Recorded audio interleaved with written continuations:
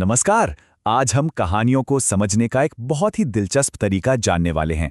एक ऐसा तरीका जो सिर्फ शब्दों पर नहीं बल्कि उन जगहों पर ध्यान देता है जहां कहानियां घटित होती हैं। अब मन में ये सवाल आ सकता है कि भाई कहानियां तो शब्दों से बनती हैं, कोई जगह पढ़ने में कैसे मदद कर सकती है? बिल्कुल यही सवाल, यही उलझन थी हमारी कहानी के मुख्य पात्र मेहुल की, जब उसे पढ़ने का ये नया नजरिया बताया गया। तो चलिए शुरुआत से शुरू करते हैं। अक्सर ऐसा होता है ना कि हम कोई कहानी पढ़ रहे होते हैं, प्लॉट समझ आ रहा है, किरदारों से भी कनेक्शन बन रहा है, लेकिन जो कहानी की दुनिया है, जो उसकी सेटिंग है, वो बस फ्लैट सी लगती है, जैसे उसमें कोई जान ही ना हो। और मेहुल के साथ बिल्कुल यही हो रहा था।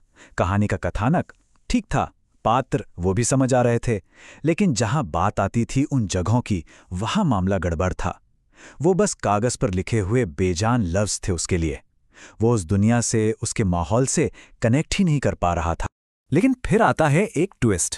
उसके शिक्षक एक बड़ा ही अनोखा समाधान लेकर आते हैं। वो मेहुल को कुछ गत्ते के व्यूअर्स देते हैं और कहते हैं, चलो आप कहानी के अंदर चलते हैं। और मेहुल पहली बार एक दृश्य के अंदर कदम रखता है।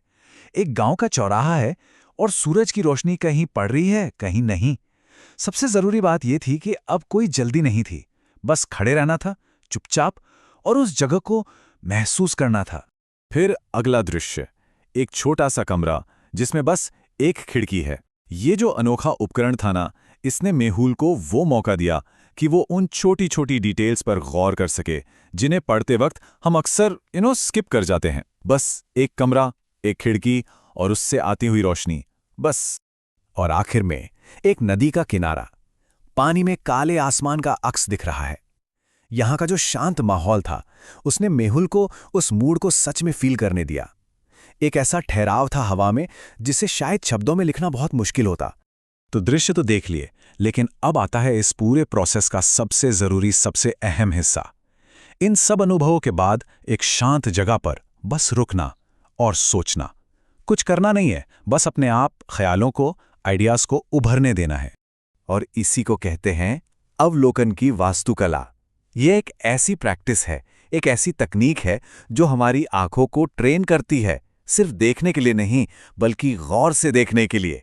ये सिर्फ पढ़ना नहीं है, ये कहानी की दुनिया को सही मायनों में महसूस करना है। सुनने में थोड़ा जादुई सा लगता है ना? लेकिन इसमें कोई जादू नहीं है। इसे बहुत आसान 4 स्टेप्स में तोड़ा जा सकता है। पहला, दृश्य के अंदर जाओ। दूसरा, रुको और सोचो। तीसरा, छोटी से छोटी डिटेल पर ध्यान दो। और चौथा, बस विचारों को अपने आप आने दो। That's it. ओके, तो ये सब तो ठीक है, पर इसका फायदा क्या हुआ? इसका असर कहाँ दिखा? इसका सीधा असर दिखा मेहुल की राइटिंग में, उसके लिखने की गुणवत्ता पर। उसके लिए अब लिखना बस लाइनें भरने जैसा काम नहीं रह गया था। उसके लिए लिखना अब उन जगहों पर वापस लौटने जैसा था जहां वो पहले ही होकर आया था। एकदम से उसकी राइटिंग में गहराई आ गई।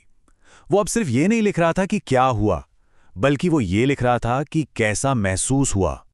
और उसके शिक्षक ने इस बदलाव को फौरन पकड़ लिया। उन्होंने कहा, पन्ने पर लिखे शब्द अब अधिक स्थिर महसूस हो रहे थे, जैसे कि वे वहीं के हों। मतलब अब उसके शब्द सिर्फ शब्द नहीं थे, वो उस जगह का हिस्सा लग रहे थे, एक जिंदा सांस लेता हुआ अनुभव। तो मेहुल की कहानी से हमें पढ़ने के बारे में एक बहुत बड़ी, एक बहुत जरूरी सीख मिलती है। ये सिर्फ उसकी पर्सनल स्टोरी नहीं है, ये असल में पढ़ने की कला के बारे में है। और यही इस पूरे विश्लेषण का, इस पूरी चर्चा का कोर मैसेज है कि पढ़ना सिर्फ एक कहानी को समझना नहीं है, पढ़ना उस कहानी को देखना सीखना है।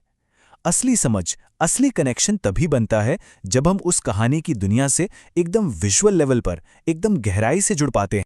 तो इस चर्चा को हम एक सवाल पर आकर खत्म करते हैं। अगली बार जब कोई किताब उठाएं, कोई कहानी पढ़ें, तो एक पल के लिए रुककर सोचना कि उस कहानी में ऐसी कौन सी जगह है, ऐसा कौन सा दृश्य है जिसके अंदर सच में कदम रखने का मन करेगा। हो सकता है ये एक छोटा सा सवाल पढ़ने के अनुभव को हमेशा के लिए बदल दे।